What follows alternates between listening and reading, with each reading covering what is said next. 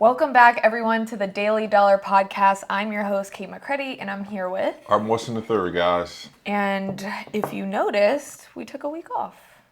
Oh, that's what we're talking about? Yeah, we're going to talk about that. Okay. No, I'm cool with talking about that. Yeah, definitely took a week off. Needed a week off.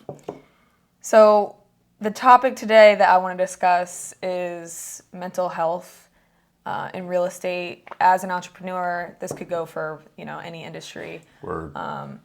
But yeah, so we do what we do because we want time freedom, right? We want money freedom. We want that passive income. But it takes a lot of work to get there. So I think when we're on our way to get there, we bust our butt in a way that's almost a little unhealthy. Yeah, so you're going in a different direction than I was going to go because I'm cool with the butt busting part. Yeah, that's fine.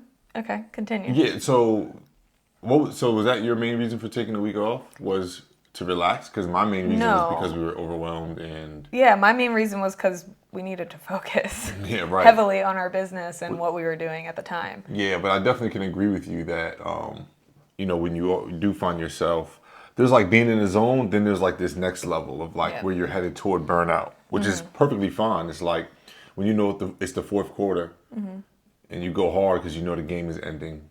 It's different, or it's the end of your set. You burn out, right? The term burnout isn't necessarily negative, but if you try to sustain at a burnout level, that's when it becomes negative and actually not sustainable. It's not even smart or best practice to run your business like that. Yeah.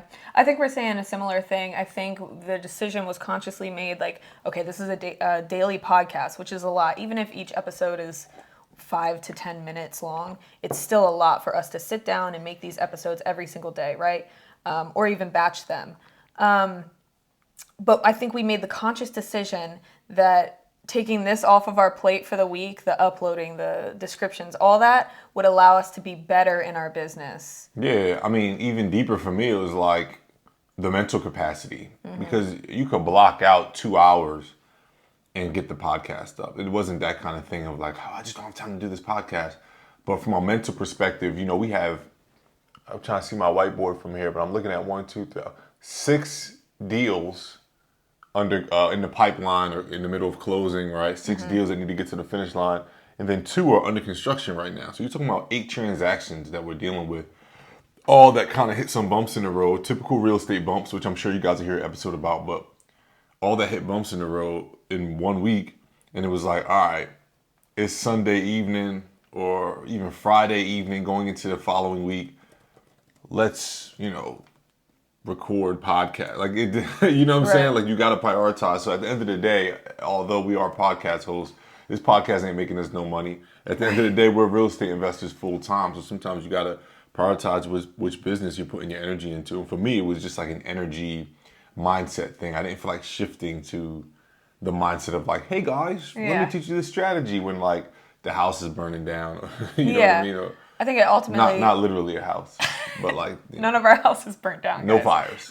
We have insurance though. Yeah, but I think ultimately this just allowed us to be able to be not only our best in our business and focus on our business and not have to jump back and forth between personalities almost or tasks, but it allowed us to not put out shitty podcasts, right? That too, right? Yeah. So compartmentalizing your workload is definitely important for quality control. Right. I didn't even think of it from that perspective. Was it man of many trades, master of none? Yeah. And obviously, that's more of a holistic.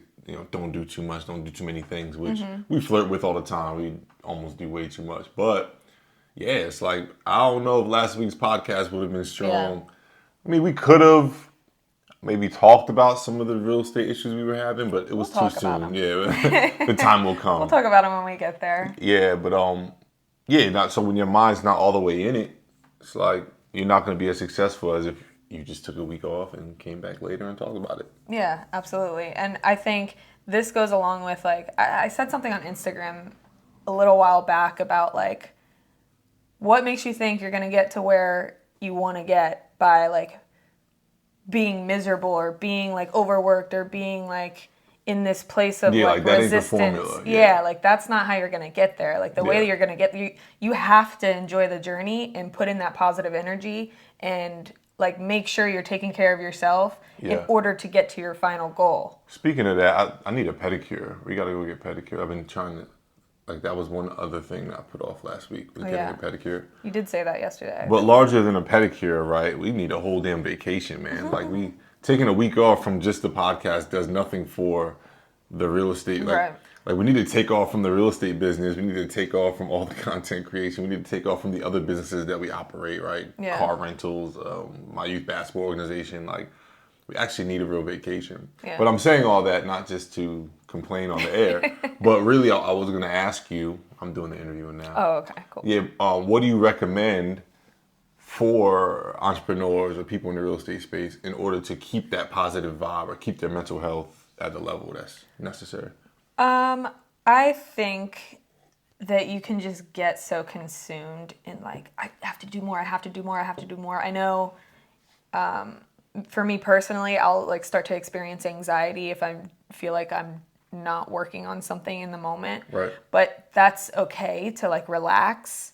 Like give yourself that time. Like even if it is like going to get a pedicure for an hour, like you do have to have those times where like you block off or it's a hard stop or whatever that may Right, be. right. You do have to make sure that you implement those times. And even like, so for me, even if it's going to get a pedicure, but I'm still working on content or I'm still working on like You're still answering responding to or emails or whatever, yeah. That to me is still like a rest. Or even That's, like when we go on our walks and we just say, yeah, let's go for a walk. And we go on our walks. And during that walk, we strategize the whole we time. strategize and talk business almost the whole time, but it's just in a different type of setting with a Yeah. different type of, that definitely helps a lot. I couldn't imagine like if we were going into our office every day or just locking in right here and working all the time and like, Yeah.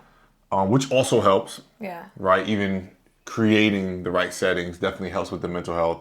But if people have anxiety like you, what? Oh, I have anxiety.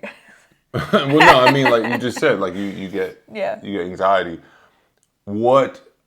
How do they get over that hump of like, because it's easy to say on the air, like, hey, whenever you're feeling stressed, just stop everything and go get a pedicure. I'm Like, not even saying that. well, But I'm yeah. not saying that's not what you're saying. I'm asking you to explain because that's what you said. So I'm asking No, you, so- inside your head, what are you telling yourself to get over the hump? How do you tell somebody who's anxious about work to stop and go take a walk or stop and go get a pedicure? So that's like a whole other topic. Like that's not even coping with anxiety for me. That's like, you know, when it's a marathon, not a sprint type thing. Like Yeah. when I think of like a hard stop, whatever, that's almost like a sprint. That's just like that's really good for your brain to relax for a second. As far as anxiety goes, like in Sunday scaries and things like that, for me, that's like a mindset you have to work on, whether you're a faith-based person or like a spiritual in any type of way or, you know, whatever that may be. Like, I just tell myself like, well, I'm more so spiritual. So like, I'll like pray and say things like refer to the Bible and like how it says, don't worry. Say, give us an and things like example. that. Why you say what you say to No, yourself? I am. I just did. Okay, so that's funny. That's such a woman answer. For me, I look at it way more objective and micro. Yeah. So I look at it, I literally tell myself, bro, you're 31. This hour to yourself is not about to change the trajectory That too. of your, like I actually objectively say like, bro, you're allowed to go get a pedicure. Oh, bro. I see. You're So- allowed to go, like, yeah. Along those lines, my like way, I guess, of like thinking about things is I'll go, okay, what is worst case scenario? Yeah. Right? Like so what if everything goes wrong and like everything burns down? Again, no, nothing burned down. But like, what if that happens? Where will we be? Like, I gotta get a job at Starbucks. You know Starbucks? what I mean? Like, You have a whole college education and I know, work but ex- I'm saying like, what if people Well, aren't that- hiring? Like, Yeah. I just go worst case scenario, and it's like, take a deep breath. Like everything's gonna be okay regardless, because it's not Yeah. gonna get to that point. like worst case, my credit is ruined. Like, but no one died. I Yeah. didn't lose anyone. You know what I mean? Worst Yeah. case, I'm broke and I have to go get a job at 31 and do what everybody else is doing. Mm-hmm. Worst case, right? So I like the worst case scenario.